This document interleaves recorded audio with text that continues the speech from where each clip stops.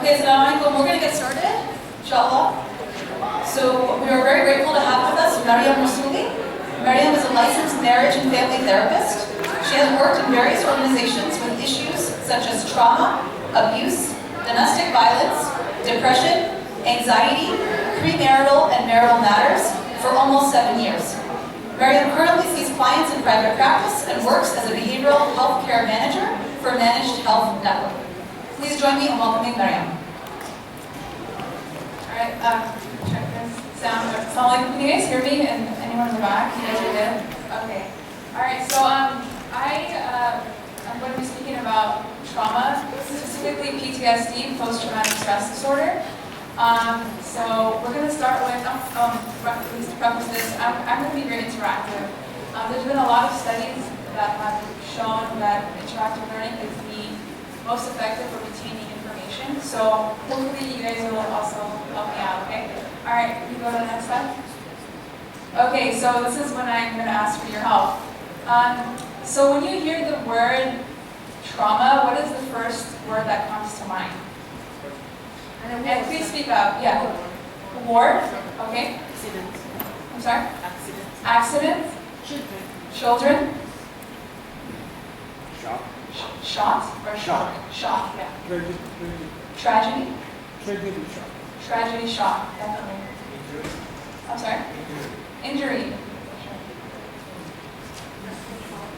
I'm sorry? Sexual assault, yes. Alright, what about PTSD? What is the first word that comes to mind when you hear the word PTSD? Veteran. Veteran? Persisting. Can you say that? Persisting trauma. Persisting trauma, so long term. Sure.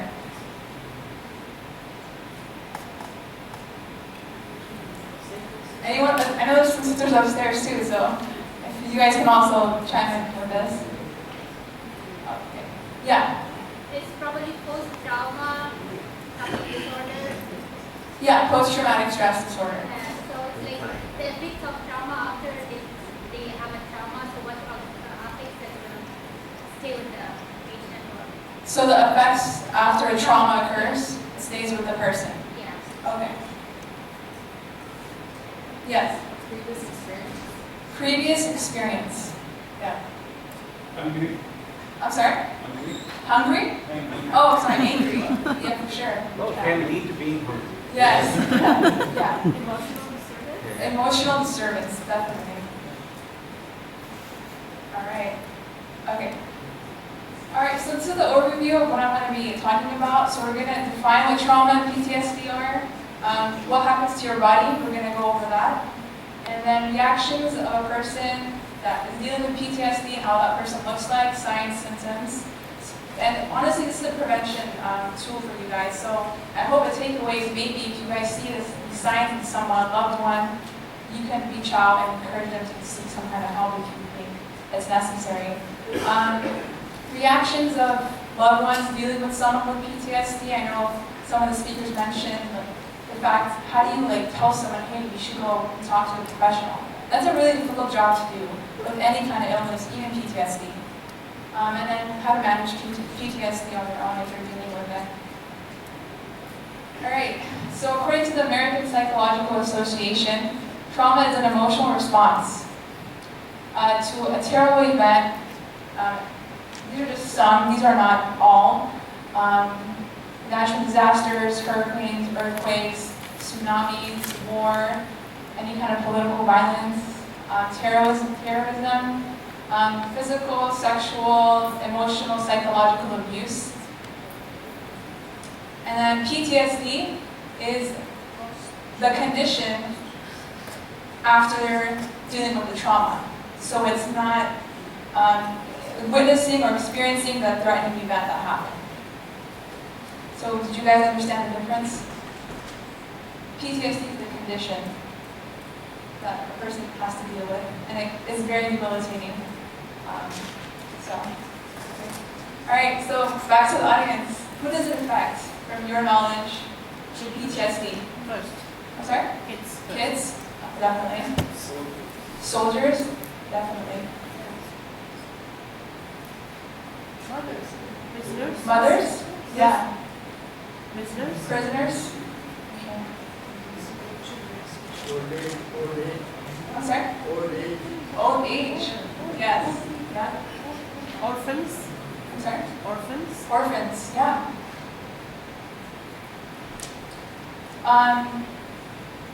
Can you go back to the other? Okay, out of these two pictures, who does it impact? These two people that you guys see, the young boy, an older gentleman. The gentleman more? Because he suffers for the kid. He suffers for the kid 2 times, double trauma. Okay. Sorry? Both. Okay. So yeah, it actually impacts both of these people on the screen. So young children also are impacted with trauma, from trauma, and then also older adults, adolescents, you name it. The next slide will tell you, it doesn't discriminate against anyone, any age. It can impact anyone in this room. It's not due to any kind of weakness, character, upbringing. Yes, there is a genetic disposition. I mean, that's for majority of the mental illnesses that have been shared and discussed through today and last night. So, the next slide. Some stats, statistics. According to the Center for Disease Control and Prevention, these are all from the United States. I wanted this to be relevant for everyone in this room. So 3.5% of the U.S. population deal with PTSD, and only 49.9% actually receive treatment. So basically, over half don't receive any treatment. And they're just left out there dealing with their triggers, dealing with the symptoms, not doing anything about it.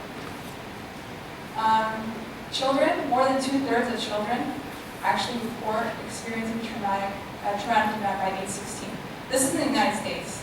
And with a lot of studies, there's a lot of underreporting. So the numbers could be actually more than what's reported in studies. So what does a person look like? I know this is a lot, but I took this out of the DSM, which is kind of like what we use to diagnose people that come in. It's called a diagnostic DSM-5 actually. I'm looking off the name, but it's the manual that we use for diagnosing clients. So PTSD, it becomes a problem when it's over a month. Okay. Now we can all potentially have experienced a traumatic event, the symptoms maybe less than a month, and we were okay after the month. You were okay. You were able to function the way you were, everything went back to normal. For these people, things don't go back to normal, right? So the symptoms can also develop hours, as that states here, days, weeks. And I've had clients that have come in after 10 years, 20 years, 5 years of the actual event, and they actually want to work on it like today, now, versus 5, 10 years ago. And I'll explain why that is later on. But before this diagnosis even occurs, in terms of mental illnesses, we rule out any kind of medical condition or any substance-induced symptoms. So one of the main questions we ask when a client comes in is, when was the last time you had your physical, right? Get your blood work in. Dr. Saidi went over major depressive disorder. MDD, or major depressive disorder, is actually linked to hypothyroidism. So you usually check that out in blood work. It presents very similar with depressive symptoms if you have hypothyroidism. So that's why we asked if there's any, medical issues that you're dealing with, and also if you're using any substances, alcohol, any kind of drug, anything that can be presenting with similar symptoms. So for PTSD, you actually have to have either directly experienced the event or actually witnessed the event, as Paul Noah actually mentioned the story about the child witnessing the other child in the car accident. So that's actually witnessing the experience. Or you're actually learning of a traumatic event, right? That was close to a friend or family member. Or any kind of extreme exposure to a traumatic event. And that doesn't apply to media, television, movies, or pictures. I mean, yes, that can be a trigger for someone with PTSD if they hear something or see something in a movie that might have resembled what they went through.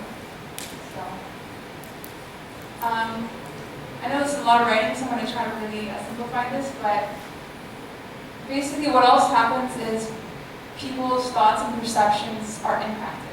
So your emotions, behaviors, your thoughts are all impacted when you have suffered or experienced a traumatic event. So some people hallucinate, some people dream. One really important, I guess, indicator of someone dealing with PTSD is nightmares. So they can have this right after the incident, they can have this days, weeks after, but that is one of the key things as when an individual has consistent nightmares, specifically in regards to the event that they've experienced. Children, adults, anyone. They have flashbacks. I know that's, you mentioned veterans. Flashbacks, they get triggered, they remember what happened, and they think they're in that same setting of when the event occurred.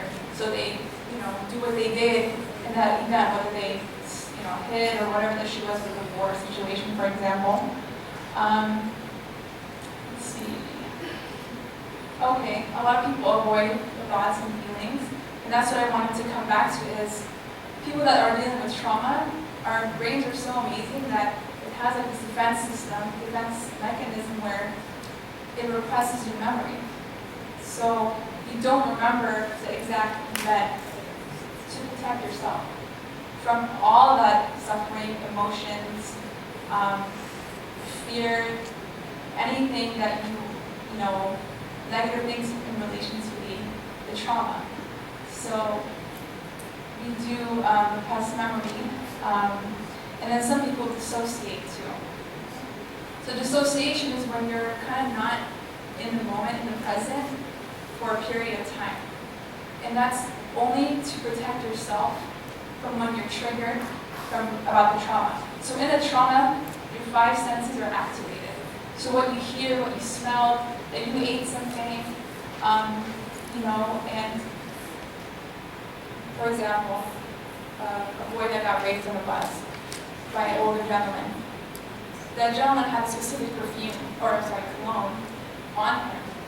So after that incident, the next day or a week later, he goes to, a shopping mall. He smells the cologne, the same scent.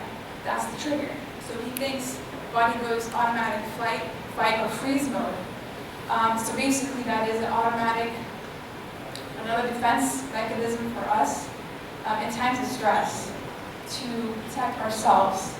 So we either leave the situation, we freeze, because we don't know you don't just stop, you don't do anything. Or you fight, you're ready to, get yourself out of that fearful situation. So that's just an example.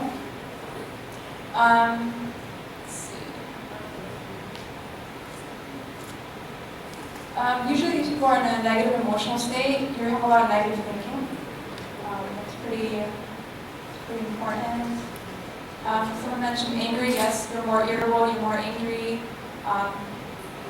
Self-destructive, for example. You kind of blame yourself. A lot of people that deal with trauma self-blame, like it's their fault. That whatever happened to them, it was their fault. It wasn't the person that hurt them. It wasn't,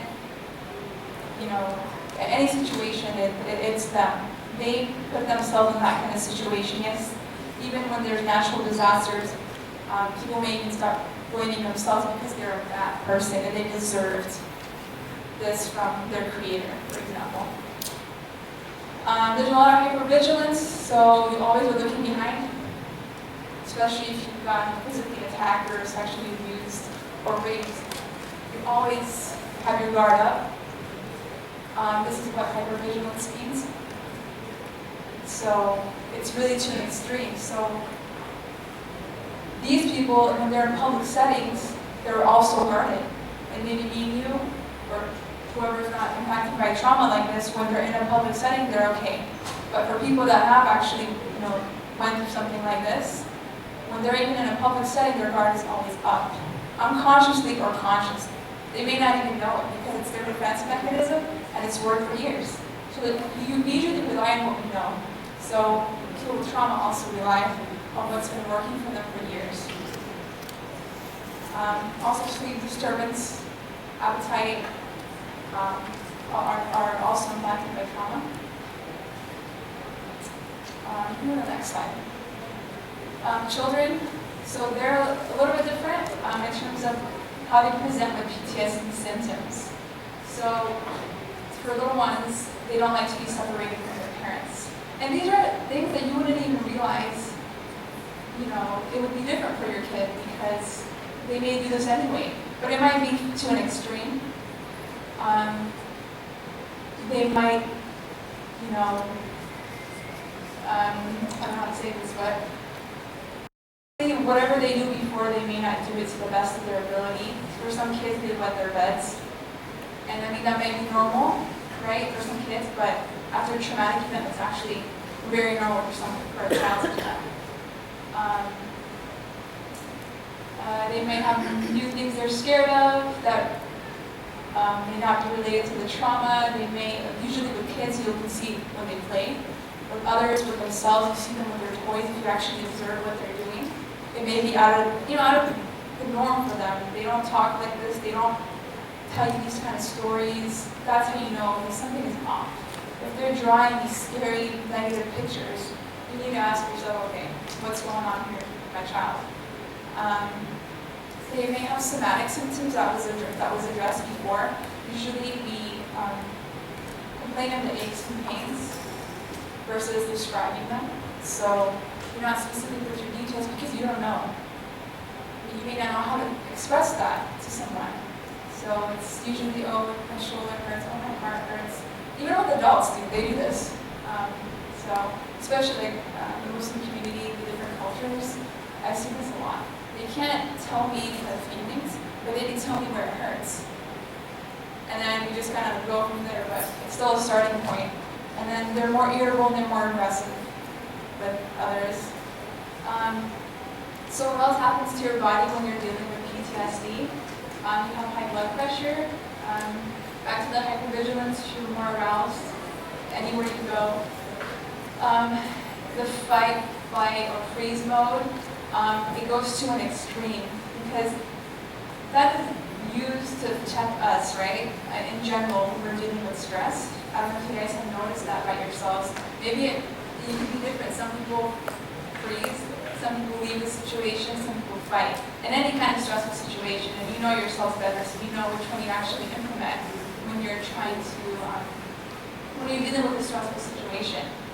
Aches and pains, extreme stress, heightened hearing, that goes back to the hypervigilance.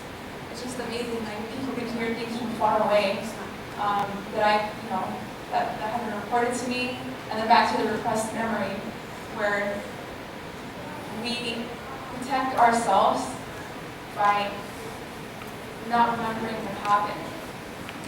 And the brain does this, it's automatic, we repress it. Yes, we block it. So I've had clients come in 5 years later, and it's gone to their conscious, so they're ready, like now they want to work on it. Versus 5 years ago, when the brain just avoided and blocked the whole situation because it protects only you. Of feeling, of what you experienced, of everything that happens in the moment. So, in terms of treatment for post-traumatic stress disorder, there's psychotherapy. So, specifically, there's trauma psychotherapy, specifically cognitive behavioral therapy. So basically, it works with thoughts, your feelings, your behaviors. So what this framework deals with is basically if you're feeling a certain way, you'll act that way and you'll think that way. So if you're thinking very positively, if you notice you actually do something positive and then feel something positive. And then also vice versa with the negativity. If you're thinking negative, you act negative, and you feel negative. It's actually a cycle, or more of a triangle. It's all interconnected. There's exposure therapy, which a lot of veterans use. So basically what they do is they slowly desensitize the person to the events where it decreases the stress levels so they can actually be okay out in public or whenever they get triggered. So slowly they may show pictures of something relating to the trauma. They might go, I don't know, to the environment maybe similar of the trauma where it took place. Slowly, and then it's more, then they also go like, it's called in vivo, so it's real life. So they ask you to go to the certain places where it relates to that trauma, and then slowly it's a desensitization process for the person to be able to do their daily functioning, have low stress levels when they're in those kind of environments that trigger them from the trauma. EMDR, eye movement desensitization and reprocessing, it's kind of like a more newer therapy. So what happens is the therapist, they move fingers, it's about your eye movement. While they're doing this, or they tap, they do tapping, or they move the fingers, so your eyes have to move with the finger. And then, I've actually never seen this done, but I know about it. And then they make you kind of relive the experience, and they include the relaxation techniques, and then they also add pleasant or more positive thoughts to help basically decrease also your stress when you're faced with anything related to the trauma. And then there's, if it's very severe, where it's the point where you can't function on a daily basis, you can't go to work, you can't get out of bed, you're isolating yourself. I mean, people get depressed when they're having PTSD as well. There's medications. People get on antidepressants, anti-anxiety. Quizastin is very known for PTSD. It actually helps with insomnia or also nightmares that people deal with. Am I going too fast? Are you guys okay? Is this too much? Overload? You guys have learned a lot today. So, managing PTSD. So the first thing to do is educate yourself like everyone has in this room today. And this pertains to, and it applies to all the other illnesses that you guys have, mental illnesses that you guys have heard about, learned about. Just educating yourself, because you may not know that you're actually dealing with this, so you can actually help yourself, right? The first step is just be aware, okay, these things are happening. Actually read up on it, and on actually the website that Dr. Sadie, putting out is really good. I would read up on any kind of illness or anything you guys have questions on those websites. Exercise, free antidepressant. Who wouldn't want a free antidepressant that you don't need to take a pill for? Why not? So there's so many studies that show exercise can help in so many ways with any kind of stress related in trauma as well. Relaxation techniques, muscle relaxation, tension happens to everyone, right? Everyone does it differently, different places in the body. So relaxation is also, muscle relaxation is really good. Social interactions, support groups, volunteering. And then seeking out professional help if you need it. If you're not able to do all these on your own and you just see like, okay, I can't, like I'm not focusing on work, right? I'm getting triggered by hearing the song that's being played in the mall, right? By watching this daily on the news, right? It's like, okay, if it's that debilitating, then I need to do something different. Because what I've done so far has not worked.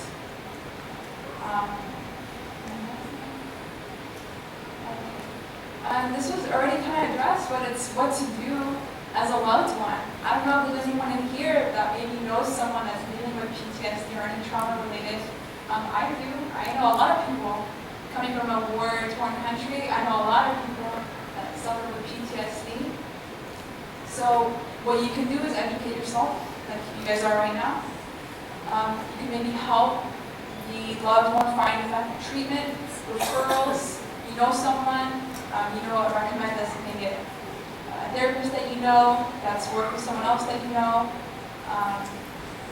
Listen with an open heart and mind, and be empathetic versus judgmental.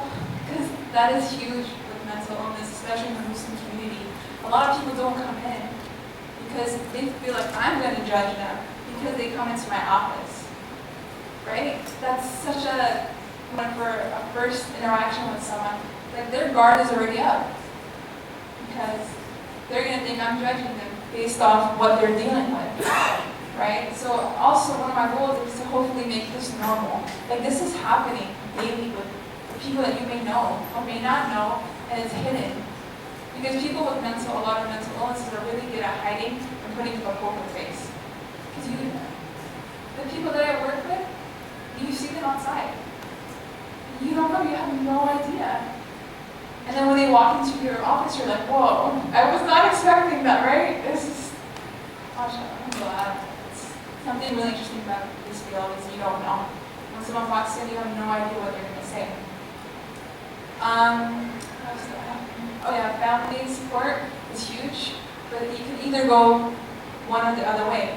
Either the family avoids it, or they actually are encouraging and supporting the loved one dealing with the mental illness. So I'm seeing more of the avoidance in this community, based on the clientele that I've worked with. It's really hard for a family to accept and want to seek out help for their loved one, or encourage the loved one to seek out help in the first place. But it's happening. Like what I'm seeing is the stigma from when I first started has decreased. People are actually more open in coming in, reaching out, calling people, even if it's for someone else. I don't care who that someone else is. The fact that the person is calling, it's such a big deal. It's such a huge deal. It takes so much courage for a brother, for a sister to call a professional, call a masjid. Do you guys know that this mosque has a counseling program free? Did you guys know about that?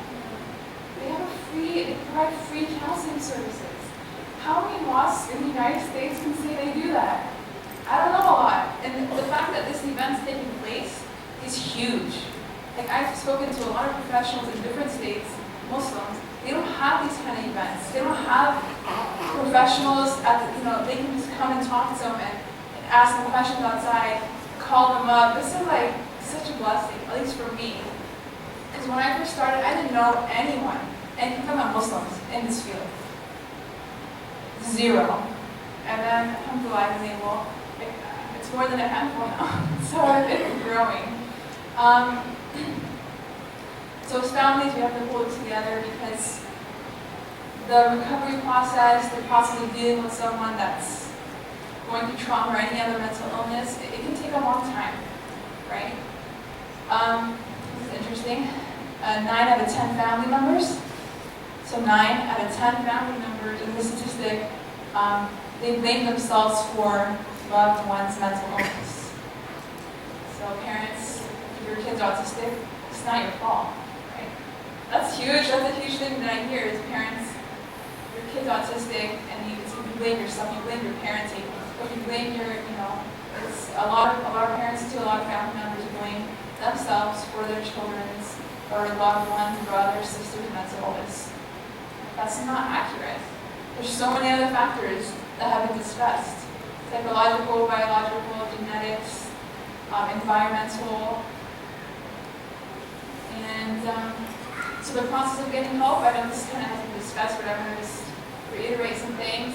Number 1, having the courage to pick up the phone and calling a hotline, calling a professional, calling a friend to tell them, oh, God bless you, calling a friend to tell him or her, hey, I'm depressed. Hey, I'm thinking of killing myself. You may be that one person in this loved one's life that considers you their support. And the fact that they know that, that's it. That's all they need to know. Because you may be that person on the other end picking up that phone call at 1 a.m. Hey, I'm sitting on the edge of this tower and I don't know what to do. That could be up to 10. The suicide rate, based on my personal experience, has increased in the Muslim community, by the way. A lot of young adults are committing suicide. I'm going off tangent, but this is so near and dear to me because I'm seeing so many of young adults, adolescents, teenagers doing this because they think that's the solution. But suicide is a permanent solution for temporary problems that we deal with on a daily basis. Seeking out resources in your community response, once again, has a counseling program. Utilize it. Make an appointment, and then with the professional that you're working with, goals, what you want to accomplish in counseling. You guys are going to be working as a team. Once again, interactive with everyone. Case scenario. Does anyone want to read this? Anyone read this for you? Any volunteers? Yes. Oh, here. This is your 21-year-old son named Manik survived a car accident that totaled his vehicle 1 month ago. Manik has nightmares every day about the accident. Manik has not been able to drive for the past month without somebody in the car with him. For the first 2 weeks, he was not able to drive a car at all. He has a low appetite, not going out with friends. Thank you. All right, audience. So, what do you think is happening with your son in this case?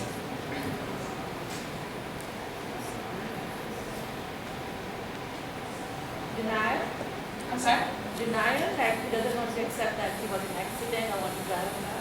He is denying it. Denying, avoiding the actual trauma. Yes. Scared. Fear. Huh? Scared. Scared? Fear. Fear. Yeah, definitely. Since he can't drive his car by himself anymore. He lost his confidence. He lost his confidence. He has PTSD. Thank you. Yes.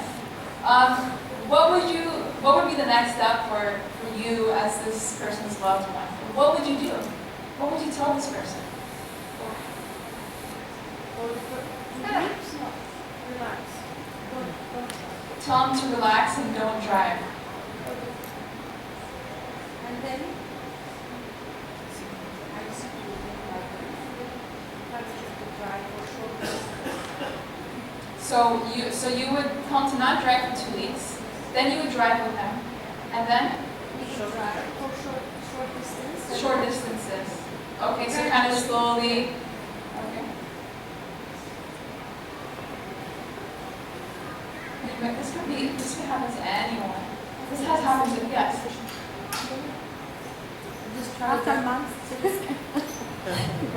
we continues for more than months, send him to a professional. Since it's been over a month, thank you. So you actually read it, the details here. It's been a month, so this could fall under the category of being diagnosed with PTSD. And so he should seek out assistance because it's still debilitating his driving. Right? It could impact his job because he's not going to work. People can't live in the car. Right? What is he going to do? So yeah. Any other brother that earlier here mentioned, this could have been your son. Anyone here? What would you tell him?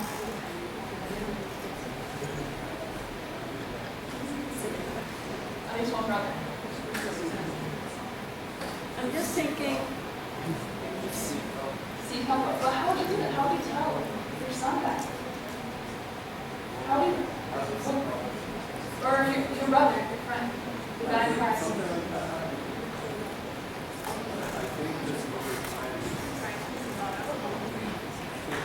Just over time, I think time healing or rehabilitation just to over time pass. But I mean, I don't think we should rush him or force him to drive if it's feel uncomfortable, but maybe slowly transition. So assist his transition. Okay. These are great ideas, great things to do. Definitely encouragement, because what if this person, even after, I don't know, 2 months, 3 months, I know people that haven't driven a year after they got into a car accident. I have people who Yes. I have people who didn't drive at all after that. Yes, they stop. Yeah. Some people don't drive freeways, only streets. And then they're scared with somebody else driving. Yes. You know. That's when you need to go seek out professional help for sure. If it's been over a year and you don't drive, you can't drive, I think that was my last slide. These are the references I have that I used. Some of the ones that Dr. Saidi went over. These are all, good. I don't know if you guys are going to be sending these. Are they going to have access to any of this information? I put some references on the handout, so maybe, yeah. And then, I think that is it. Last slide. Okay, How do they include the children facing war? How do we act with the children facing war disaster? So, can you say that one more time? I mean, how do we act with the children facing the disaster of the war? So you as a, who are we talking about? You as a loved one, as a parent? Yes, as a parent. Okay, so as a parent, your child witnessed war, experienced war, how to deal with that? Okay, can I first ask how, if anyone in this room has experienced the war and how they actually, what they tried to do that's worked? In this situation? I don't know if it's relevant to anyone in this room. But what, oh yeah, okay. You're in survival mode even to this day. Is what I say? Okay, I would say even till this day you're still in survival mode. as a child. Yeah. So the child is always in survival mode. I would think. I mean everyone's different, obviously, but I'm saying I've seen people and I've heard from my own family members that they've been in survival mode even till this day, even though they don't have any worries here, but it's just in the back of their head, going back to PTSD. Yeah, that's very, very, very accurate in terms of the repressed, how you repress the memory. It's still there long term. It's still in your brain. It's just that you repress it for a short period. But you get triggered. So as the sister was saying, what to do for your children that are dealing with PTSD. So first is you have to recognize that that's what they're dealing with. Are they having nightmares? Are they wetting their bed? Are they isolating themselves from everyone, children? Are they saying things or drawing things or telling you stories that are very negative, very, very dark, don't make sense? They may even say things that they want to hurt themselves, and I can actually tell you my youngest client that I worked with, 7 years old, he was depressed, went through trauma, and he was suicidal. He's only 7, right? So yes, that's how it can impact the child if you don't do something. So prevention is key for children. If you can, there are school counselors, they can see someone in school. You don't have to drive them anywhere. They take you out 30, 45 minutes, they work with you, you go back to your class once, 2 times a week. There's so many resources for that child to help them cope with their trauma. So you, as a parent, would be the encourager. You're going to support them. They need professional help. Because if a person doesn't get assistance at a young age, when they're adults, it impacts your social life, your employment, your getting married. I can tell you another situation where sisters dealing with physical abuse from parents. Let's say fathers in the situation, they have a hard time talking to brothers. They have a fear. Because of their trauma, they have a fear of getting into a relationship with a man. Because of the physical abuse, or sexual abuse, or emotional abuse that had occurred in the past. No fault to their own. It's not their fault when they get abused in general. There's no excuse for it, right? But back to the victim gate, even with children in war, they may even think, hey. I mean, there is no professional help. Okay. What should we do as parents? So Segregation? yeah, that's the first step. Because how do you know your child is dealing with PTSD if you don't know the signs? But I get the signs. Okay. So if you know the signs and symptoms, you have to have the open communication and talking it down for kids, right, in very basic terms, where you can tell them, things that are more positive. We do a lot of things with play therapy for children, with their toys. we create positive experiences for them. So that's huge when they're playing. That's when you should be talking to them. Kind of, how should I say this? Creating a more positive environment.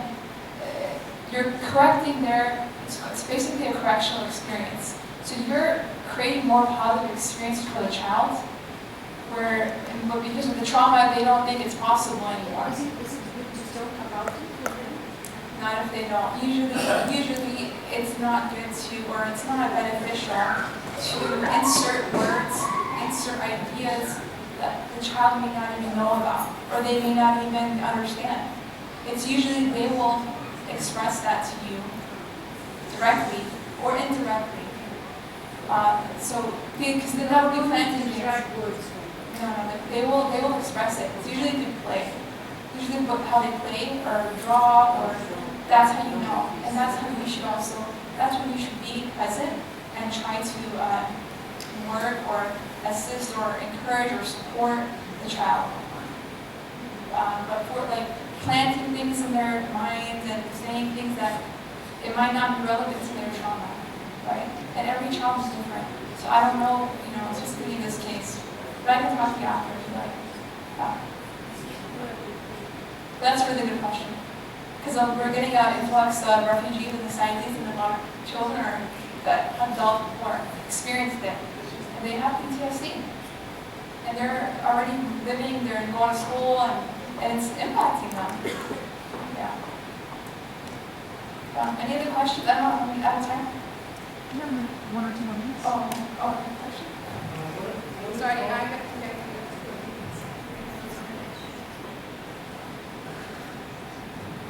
Thank you very much. Growing up, I was traumatized, and I was diagnosed schizophrenic, but I think I had many other mental illnesses at the same time. And I was wondering, what is it called? Which mental illnesses is it?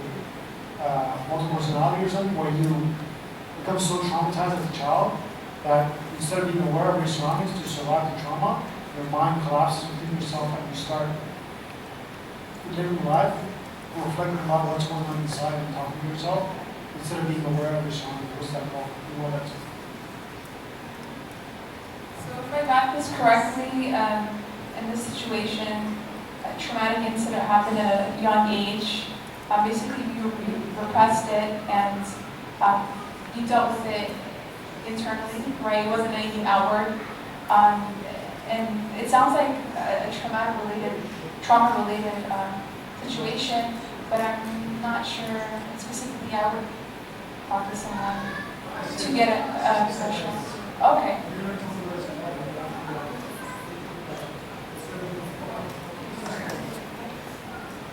I talked to a psychiatrist and they never told me what it's called, but it's kind of like, for the longest time, until recently I started to recover from my trauma because of my therapy.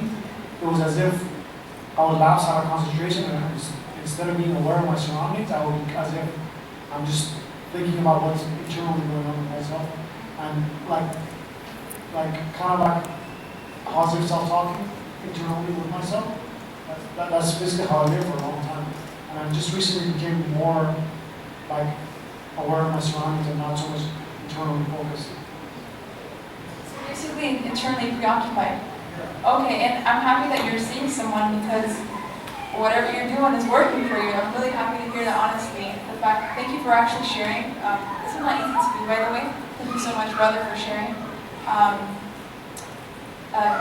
Can you see what you're seeing? Because it sounds like it's working out for you, but what you're describing is being internally preoccupied. So some people can hear voices, some people, talk to themselves. And these are, you can actually see the person outside, they're moving and they're talking to themselves, but there's no one there visibly. Or to themselves. You don't see anyone there who's talking to themselves. So it could be with someone else, or it doesn't have to be with someone else. But thank you for sharing, brother. Appreciate it.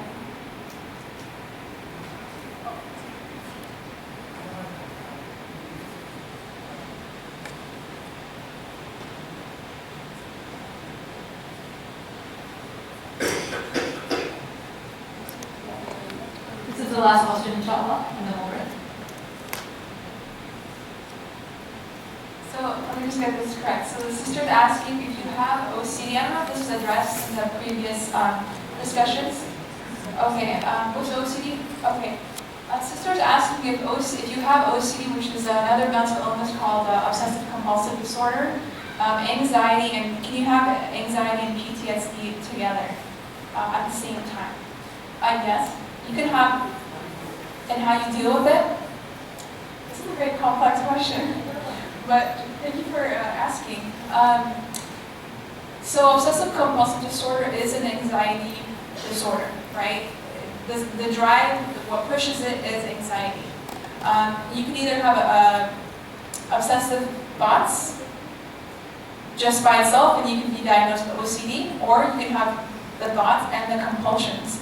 So, for example, maybe you guys have seen, people are seeing like videos, movies where people have to, wash their hands 20 times before they walk out of their home. They have to make sure their doors, they actually turn the doorknob maybe 50 times before they walk out. They have to, they do so many things. They cleaning. Yeah. Yeah. The fear of uncleanliness, not being clean. Some people don't use public restrooms. No way. So that's what OCD is. So it is an anxiety disorder. Yeah, you can have that with post-traumatic stress because that might be your coping mechanism for your trauma. Some people use substances, some people use alcohol to deal with their trauma, right? That helps them, that's their solution, but it's temporary because it goes away and then they have to deal with this again. But sometimes it doesn't go away. Oh, and I meant the effects of the substances. They don't go away. Right, exactly. So that's where you have to actually get to the root. Using substances or anything else is just going to be a temporary effect. Like drinking alcohol is very temporary, and then once the effects go away, you go back to where you started, right? But in terms of how to deal with it, manage it, it depends on the severity of the OCD or the anxiety disorder. Some people need medications because they can't go to work, they don't leave their home. And it's a case-by-case situation. So it depends on the severity of the OCD, but it's treatable. We work on thoughts because the thoughts stick to you. They don't leave you. They're called sticky thoughts. So you guys actually may know people in here that have OCD, but you didn't know what it was.